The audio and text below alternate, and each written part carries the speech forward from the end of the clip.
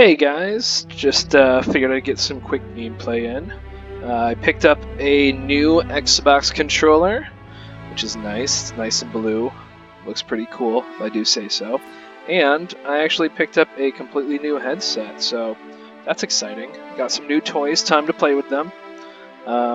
Finally getting to enjoy my Christmas break.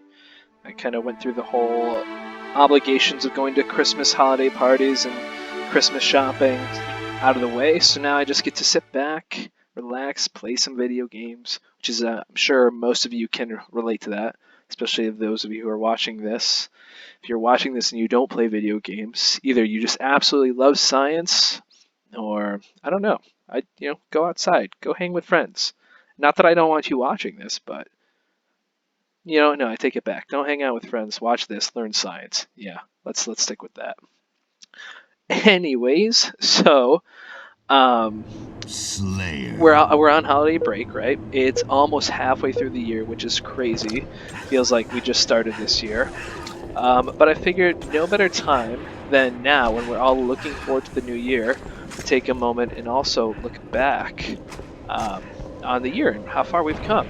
Because I can talk all day about stuff that we're learning now, or going to be learning about. First strike. Gain the lead. And we can talk about new stuff that we're going to be learning about.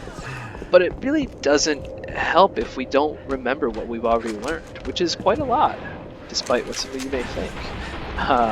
So as we move forward, I think now would be a good time to take a step back and look and talk about all the exciting things. Oh, that was bad. That we've been discussing and learning about the entire year. So, this guy doesn't even know. Doesn't even know. Oh, he's so dead. Yeah. Nice. This guy doesn't know. Double kill. Killing spree. Alright.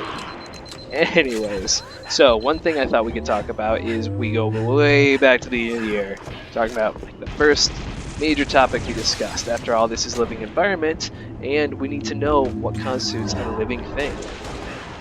Oh, no. That's bad.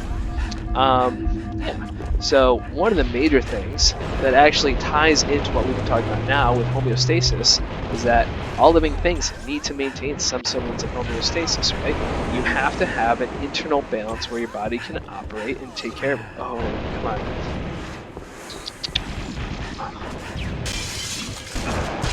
There's one. Oh, triple kill? Again. Double kill. Triple Ooh. kill. Come on, come up, come up. Oh. Wow. Is it gonna happen? No. Okay. Anyway, your body, all living things, one thing that they have in common is that they need to maintain homeostasis, right? They need to have this balance inside of their bodies where all their life processes can take place. And you can't do that if your body doesn't maintain homeostasis. You need a certain range for your body to live in. And that is going to vary depending on what kind of organism you are. The homeostasis of a single-celled paramecium is going to be very different from the homeostasis of a multicellular plant. It's going to be very different compared to a multicellular animal such as ourselves. That being said, there's going to be some commonalities, right? We all need to do the basic biological functions to stay alive, but the balance of those things is going to... Oh, wow, he got me. Good for him.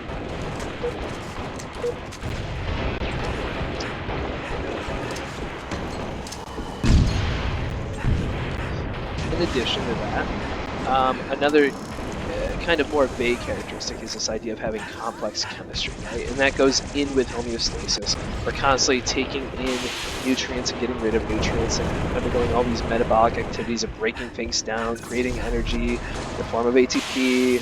1, 2, alright, worth it.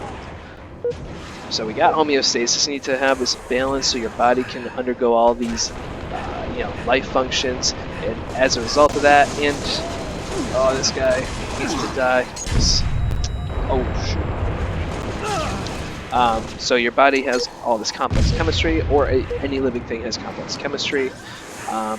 Another thing that all living things need to do is they need to grow. Oh, come on. There we go. They need to grow. And even if that's on a small cellular level, single-celled organisms still grow. Not as much as you or I would grow. Ooh, nice. But they still grow. They're taking in nutrients and they're using those nutrients, maintaining homeostasis, growing. I'm going to go down here because I think there's somebody over here. Yeah, there's two of them. Oh, he doesn't realize it. There we go. Another major thing. Oh, I got commit. Is that you need to have some kind of heritable information, right? That passes down from organism to organism when you reproduce. Obviously, you look similar to your parents and all other humans for that matter, because we all share some basic characteristics due to our DNA. Our DNA is passed down and contains the codes or instructions for how to make more of us. Every living thing needs to reproduce and pass on those traits. It's how things continue to exist. One. Where'd he go? Where'd he go? Where'd he go? Oh, there he is. So we've got need to maintain homeostasis, have a complex chemistry, need to reproduce, grow, and pass on those inheritable traits. Another big one, which we spent a lot of time talking about this, is the idea that all living things are made up of these repeating units. Oh, somebody's got assassinated. And they are the foundation for all living things. All living things are made up of these. It's that big concept that we talked about. It's a 4-letter word if you're talking about plural. But it's cells. Every living thing that we know of is made of cells. And there's a whole theory that goes along with cells, right? The whole cell theory. We can talk more about that at a different time, but you need to know that living things are made of cells. If it's not made of cells, by our definition, it is not living.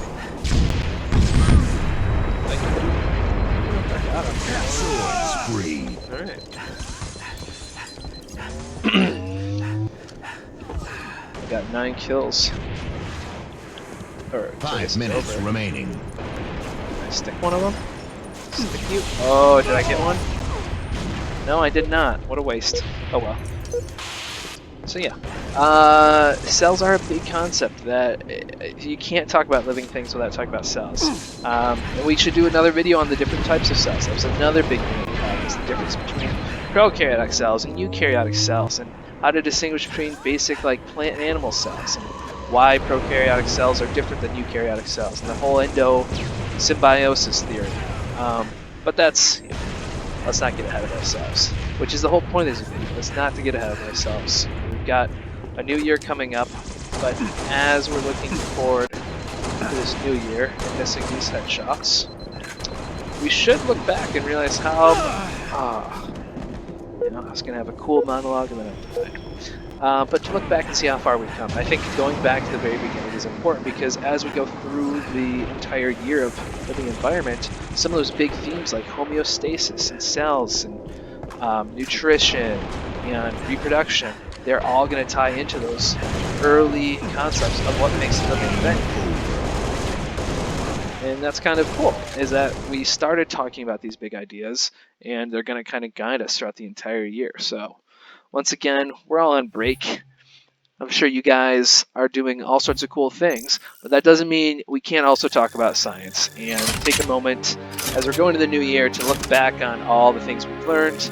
And one of those things that would really help is just kind of remember what distinguishes something from non-living to being living. Not a bad game either. So just keep that in mind. And like I said, keep giving me ideas for videos. Leave some comments about what you like, what you don't like. Like I said, I just do this because it seems like I can kill two birds with one stone. So I'll see you guys later.